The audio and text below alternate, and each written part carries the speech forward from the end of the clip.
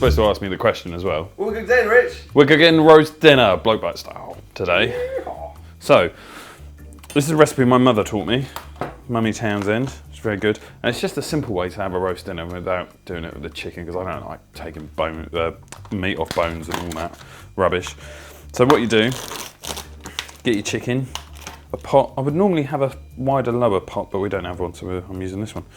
And you put your chicken breast in, like that. Oh, obviously the first thing you do is put a little bit of oil on the bottom of your dish.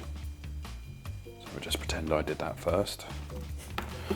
It's a good start to the show. I like mustard. You don't have to put the mustard on, but I do for just a little bit of flavour.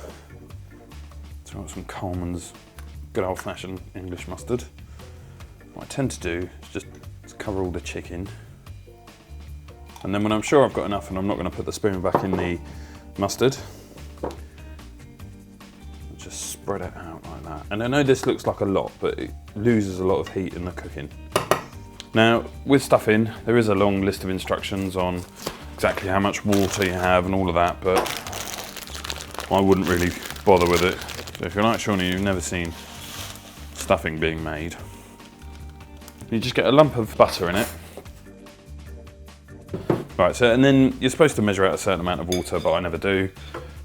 As long as it's not massively soggy, it'll be fine, because it dries out anyway. So I'll just pour a bit in. So you pour it in, and you literally just mix it up. Don't go mad, because you make it really sloppy, like I have, and bugger. So, how do you feel about having lots of stuffing, Shawnee? I'd rather do it vaguely right, so that I can show you the finished article. There's so much stuffing. So yeah, this time I've learned, see I didn't just pour a load in, just a little bit. Maybe you should read the instructions. Right, and then you just tip this in on top of the chicken.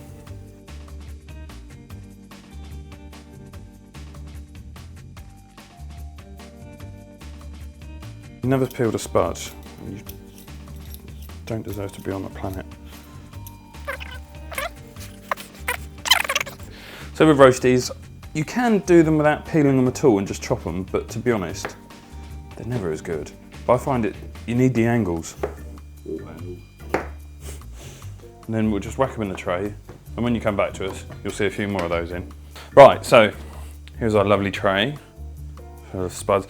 I say it's the angles that tend to make a good roastie. You can parboil them first, but I tend not to bother because I can't be bothered to do the extra washing up.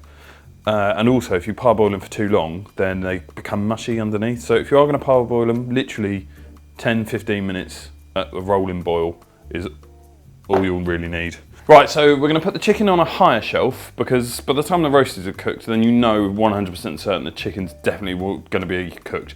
It's also quite good if you can do it in a Pyrex dish. You can actually have a little look at the chicken on the bottom, just for your own peace of mind, and make sure you're not burning it as well. So we'll put this in the oven. Got a feeling that won't fit somehow, so I'll lower that down. Probably could have prepped this a little better if I'd have thought about it, and not had to move all these trays. Obviously roasting hot. And in the oven they go, and in about an hour, roast chicken, roast spuds. We're also going to do sweet potato and swede mash, some parsnips and some carrots. So we'll show you that now. Having never ever done this, this is going to be an experiment for me as well.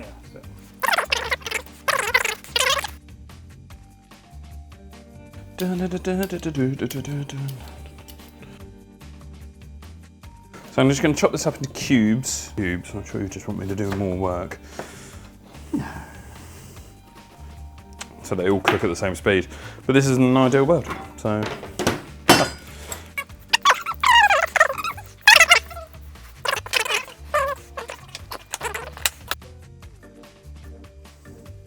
So with parsnips,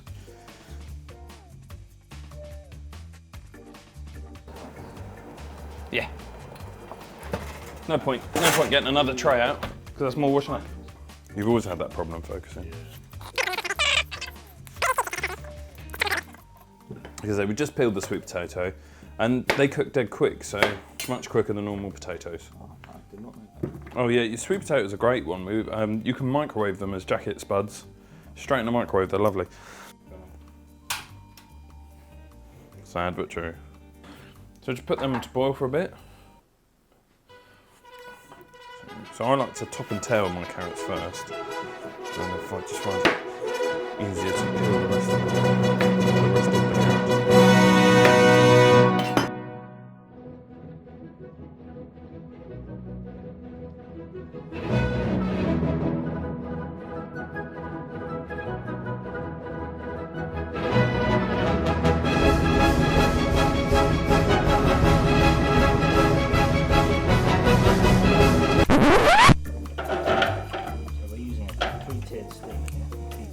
Well, a one-tiered steamer really, because we're only using one tier. Change. Apparently, I'm doing everything right, and I just turn it on and I wait 15 minutes.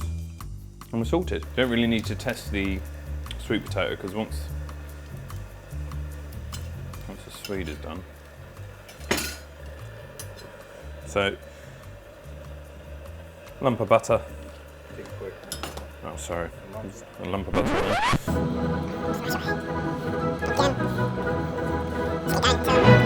Right, it's the first time I've ever used it, it's dead easy. I've just checked and look, pushes in, and it's done. And steaming is the healthiest way to cook any veg, or most things I think, because they lose more of the nutrients when you boil them.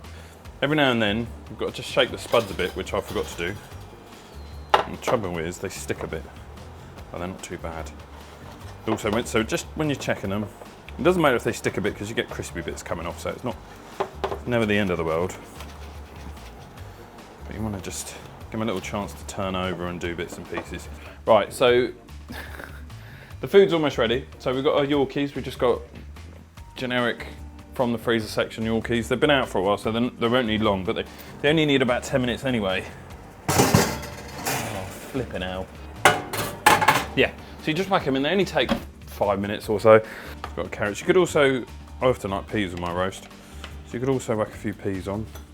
You can even put them on the plates. You don't have to throw them on the table. Right, so that's that. Okay, so we're going to take it out of the oven. These handles are brilliant because look, instead of faffing around, there it goes. Shut the. I actually had 3 chicken breasts in there, but I'm just going to divvy it up in half. That's a lot of stuffing. Yeah, we've gone mad with the stuffing. In fact, we could probably just do this. This could probably be enough food for 2 people, for 3 people.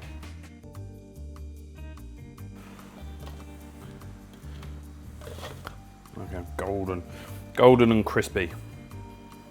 If you're a heathen. And